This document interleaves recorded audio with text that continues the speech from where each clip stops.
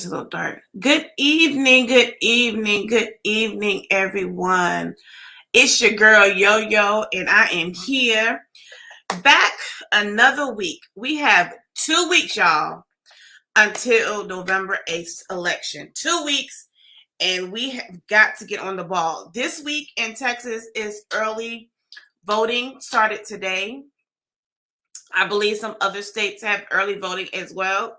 So listen, get out and vote. A little housekeeping things. Make sure you go and share and like on Facebook, Let's Grow with Yo-Yo. On YouTube, Grow with Yo-Yo. On IG, Yo-Yo 7393001. That's on IG. Okay, and we are going to get this thing started. Tonight in your Did You Know in Black History, there are a dozen of Black-owned sneaker companies in the United States. Black-owned sneaker companies. And I just decided to go ahead and list a few and tell you a little bit about them. Well, not a little bit, but just tell you about them a little bit. All right? So, you have what's called the Saya Collective. It's founded by Delvin Carter. You have Brand Black, that's founded by David Race, who worked actually at Fila and Adidas before he started his own brand. 99 Products, founded by Jeffrey Allen Henderson, who spent 15 years plus working for the sneaker industry. Rock Deep Tronus, owned by a Black woman by the name of Cynthia Deck. She was a professional women's football player. Ethics, the brand, founded by Langston Galloway and his wife. Superb Sportswear, based in New York. It has a classical vibe element. It looked like Vans to me, but with a little twist to it. And Perry Company, founded by Brittany Perry, who created something that is more universal when she set out to develop her design. And NZ Footwear. This brand is handmade, is a casual sneaker. It's beautiful. Look these brands up. They are like distinguished. They are creative. They look comfortable. I am going to try to buy a pair here soon from one of them. I don't know which one I want to go with, but I looked at the price, and the pricing is either as much as like Adidas or Nike, and some are less. So check them out, see if you like them, and buy Black. That is your Did You Know in Black History. Okay, before I go on with the show, I wanted to come on here today and say a couple of things because, one, someone asked me, how come I do a spot in the beginning of my show of Did You Know in Black History? Well, my thing is, Black history is American history, right? And because they're trying not to teach it in schools, they're trying to erase that part of history.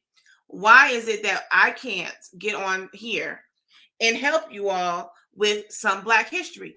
I mean, yes, we are African American people, whites, Asian, Hispanic. All of us should know all types of history, our cultural history, other history. But 1 month out of a year for Hispanic History Heritage Month, Black History Month is not enough. So if I could just bring something enlightening and to let you all know about history, things that I didn't learn, that I've learned as I've gotten older, that I'm teaching my children, and things like my daughter has said that she didn't know half of this stuff that I'm teaching or telling you all about because it wasn't taught. And I fought myself because I really didn't go into depth with Black history when they were coming up. However, I did have this it was a Black History card like thing, and showed historical events by Black history, not just Martin Luther King or Booker T. Washington or Rosa Parks, but other things that Blacks contributed to America. So that's something that I wanted to put out to let you all know. Okay. All right. So we got some register to vote dates here. Some dates have passed, but some dates are coming up. Alabama, last day to register to vote is October 24th. California, October 24th. Michigan, October 24th. Colorado, October 4th. Connecticut, November 1st. Delaware, November 4th. Idaho, October 28th. Iowa, October 24th. Massachusetts, October 29th. New Hampshire didn't give me a date, so it varies. North Dakota has no deadline. Pennsylvania, October 24th. South Dakota, October 24th. Utah, October 28th. Vermont, November 4th. Washington, October 31st. Wyoming, October 24th. And Wisconsin didn't have a date on there. So these are dates coming up. So you have to stop and register to vote if you are registered already. Now, we have a huge election coming up in November. Not only for the gubernatorial races, senator races, some mayors in cities and are coming up. Your DAs, your county commissioners, things like that. Those are important positions that you need to look at, that you need to understand and vote accordingly. I don't care who you vote for. As long as you vote and you vote for what's going to be right for your demographic, vote for who you feel is going to be best suitable for your state, your city, your county, your district. Okay? We have Texas governor's race between Beto O'Rourke, Greg Abbott. We have the IG race, Rochelle Garza, Ken Sexton. Florida, you have Marco Rubio, Val Demings. Who is it for? Georgia, Raphael Warnock, Herschel Walker, Stacey Abrams, John Kemp. Those are the few that we know. But let's get on to some other senators that are up, okay? Arizona has a big one coming up. Arizona has Mark Kelly and Blake Mashers. Colorado, Michael Bennet and Joe O'Dea. Of course, Florida, Mark Rubio and Val Demings. Georgia, Raphael Warnock and Herschel Walker. Iowa, Chuck Grassley and Michael Franken. North Carolina, Sherry Lynn Beasley and Ted Budd. New Hampshire, Maggie Hansen and Don Bolduc. Now, Nevada is a big one. If Nevada flips red, we'll lose the House, y'all. So in the Senate, Nevada is Catherine Cortez Masto and Adam Laxalt. Ohio is Tim Ryan and J.D. Vance. Pennsylvania is John Fetterman and Dr. Oz. Now, let me stop there for a second. This one, it's people are talking about because John Fetterman had a stroke, and a few months ago, and so he speaks very well. It just takes him a little while to process it, and I know some people have concerns about that, but I don't think that should hold an account on him being elected? If so, Dr. Oz, he's a physician, and I don't know, he's off left. That's just my opinion.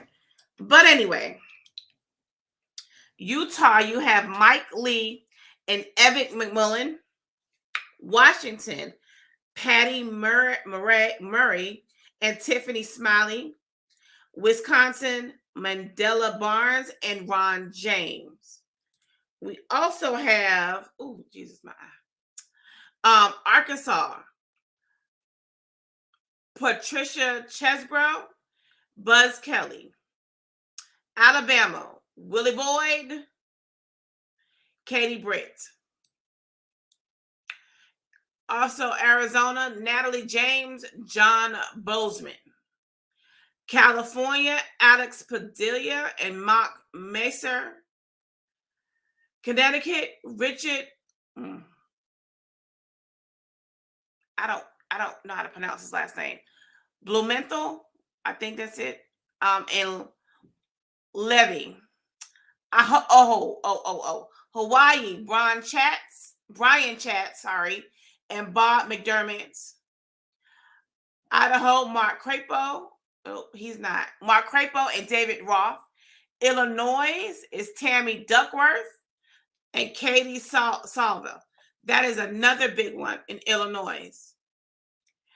Indiana, Thomas McDermott and Todd Young. Kansas, Mark Holland and Jerry Morin. Rand Paul in Kentucky and Charles Booker. Now, I know you all seen that Charles Booker wanted to debate Rand Paul, but he just didn't do it. He didn't show up. So hopefully we'll get a debate soon. Louisiana, Gary Chambers, Luke Mixon, and John Kennedy. Missouri, Roy, no, he's incumbent. Trudy Valentine and Eric Schmidt.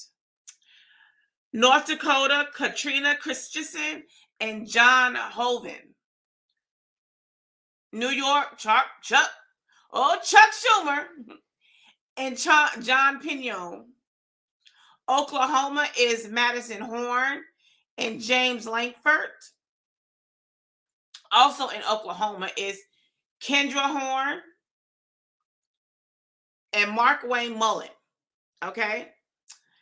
Oregon is Ron Whedon and Joe Ray Perkins.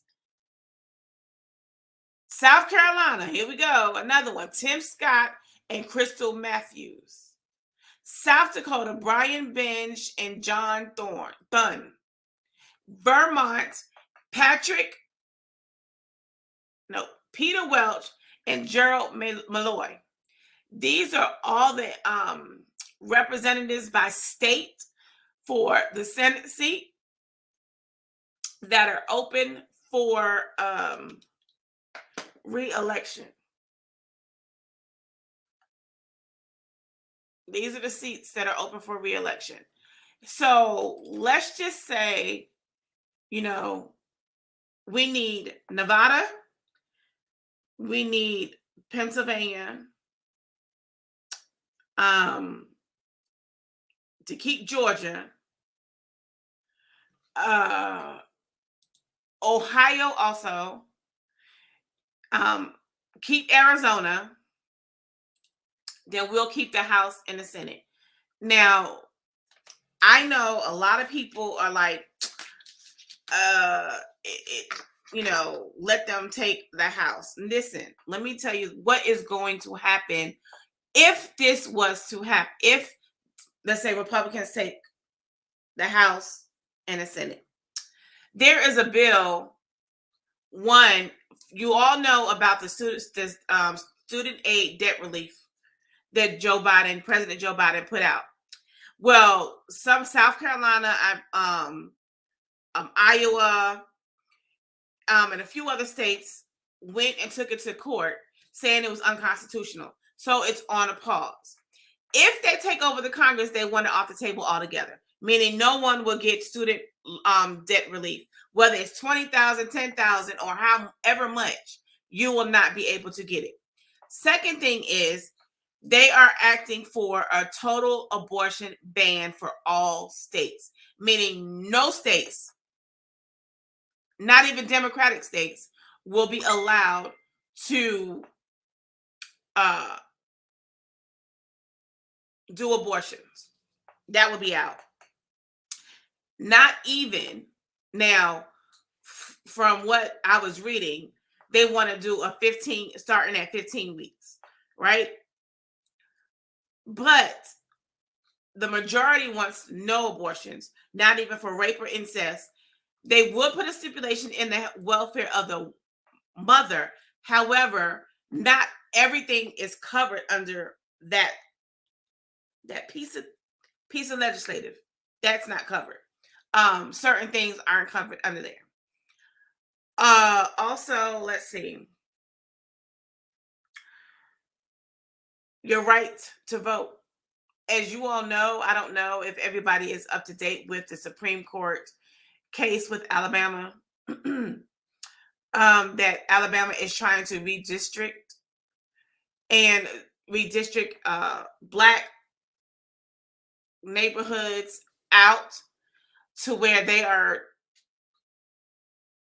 not really in reference to vote. So that's another thing that's trying to come up, saying that it's, going back to the Jim Crow ways and it's in per se. Also, what's on the agenda: Medicaid, Medicare, Social Security. I think I posted something a couple of days ago about what the Republicans' agenda is to keep us to stop Social Security, even though we still have to pay into it, but we are not going to be able to get Social Security. Cut Medicaid and Medicare for the elderly and anybody else. If you have a retirement check coming from the military, and you get, like, majority of people who get retirement checks, majority of them get Social Security or Medicaid. If you get either one of those, you will get cut your Social Security check, and they want to tax your retirement check, which I think is out of control. But and again, that is where we are if they were to come up and take the House and the Senate. So it's Medicare, Medicaid, Social Security. If you have retirement and you get Medicaid or Medicare or Social Security, you only could get one. And to tax your retirement. That is a big one for a lot of people. Elderly people, like my father, who is on a fixed income, you get Social Security, right? And if they were to cut his Social Security, he won't have an income per se coming in. So, and then he won't be able to get Medicaid or Medicare. My daughter, who has a disability, and some other people that I know that are disabled, who actually get Medicare and Medicaid, and she gets TRICARE Blue Cross Blue Shield through me, but and she gets a Social Security check. That all will be cut off for her. I'm not sure if they're going to try to revamp that, but that is something that is persuading my vote in a certain way, because I do not want that taking away from her. She still needs medical. She still needs to go see her therapist. We still need, she still needs things. My father is elderly. Like, I have an elderly aunt that's in Florida right now, and she gets Medicaid, Medicare, both. And so if they were to get that stuff cut off, how are they supposed to live? That's their source of income. That's their insurance. So think about all that when you go to these polls. Also, I'm going to say this as I know how. When you read the articles on your ballots and you're not sure of something, first, you would go to your state's website, and if any amendments that are going to be on there that are going to be on the ballot, you can look them up and they will understand, they will explain them to you on the website, or what they mean and what they are going to transpire. I.e., there's one coming up for Texas about redistricting. So if you do not want that redistrict to happen, you put I am not for it. But they get you because it's a double negative. So the double negative means that you're actually for it. So if you put I do not, wait. Yeah, if you say I'm for it, that means it's not going to it's not going to happen. But if you put I don't want it to happen, it's going to happen. Does that make sense? It's kind of crazy how they do it, but that this little tidbit. Listen, I cannot stress enough about who you vote for. I don't care who you vote for, just vote. Get up. That is your constitutional right to vote. That is your constitutional right. People got beaten, died, scrambled, got hurt, got put in prison for our right to vote. Now, first of all, let me just say this. Blacks didn't have the right to vote to 1960, and neither did 1970s. Not even did the women. So we have the right to vote. We are finally getting this right. We have that right, our constitutional right, to go out here and vote. And why would you want to have that taken away from you? So,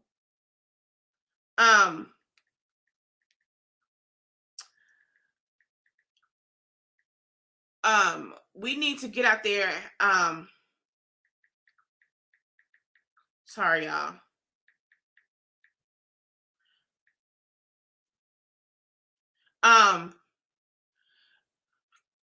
We need to get out here and get out here and vote. We need to do it. We need to get out here and get our country back.